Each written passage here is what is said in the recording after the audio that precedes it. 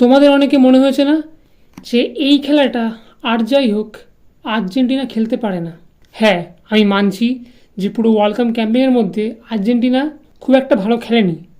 তা বলে এত খারাপ খেলবে জিরো অন টার্গেটস কেউ মানতে পারবে না। এই বিষয়ের ওপর তিনটে থিওরি সামনে আসছে।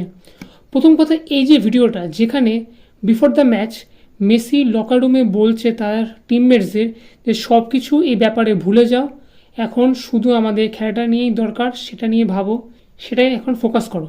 আর এই কথাটা বলতে না বলতে এনজো ফার্নান্দেজ কিন্তু কাঁদছিল, তার চোখ দেখে অলমোস্ট জল বেরিয়ে গেছে। লিসান্দ্রো মার্টিনেজের মুড খারাপ ছিল এবং others player as well, Dibu Martinez, বাকি প্লেয়ার্সদের কনসোল করছিল।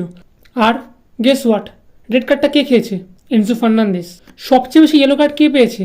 আর্জেন্টিনা। আরও একটা সবচেয়ে সাসপিসিয়াস ব্যাপার হচ্ছে যে আর্জেন্টিনার টিম মেম্বার্সদের একটা ফ্যামিলি মেম্বার্সকে ওয়ার্ল্ড কাপ ফাইনাল অ্যাটেন্ড করতে দেখা যায়নি, which is very shocking. Apparently তারা কি আগে থেকে জানতো যে আর্জেন্টিনা এই ম্যাচটা জিতবে না, হারবে? ইভেন এনজো ফার্নান্দেজ সেও তার পোস্টে লিখেছে যে কিছু কিছু ব্যাপার আছে যা সহজে বলা যায় না। লিওনেল স্কলিনি কাঁদতে কাঁদতে সোজা চলে গেল বাসে ড্রেসিং রুম থেকে। লতারো মার্টিনেজ যে সবচেয়ে একটা ইম্পর্টেন্ট প্লেয়ার, তাকে নামায়নি।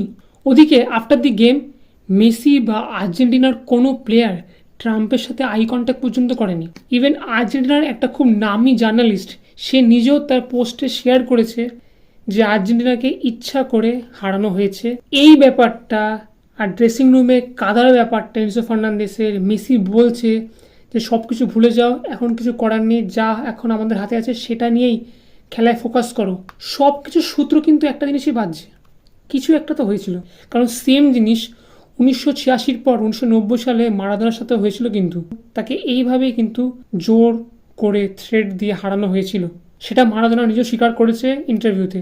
But end of the day it's very controversial. তোমাদের কি মনে হয়?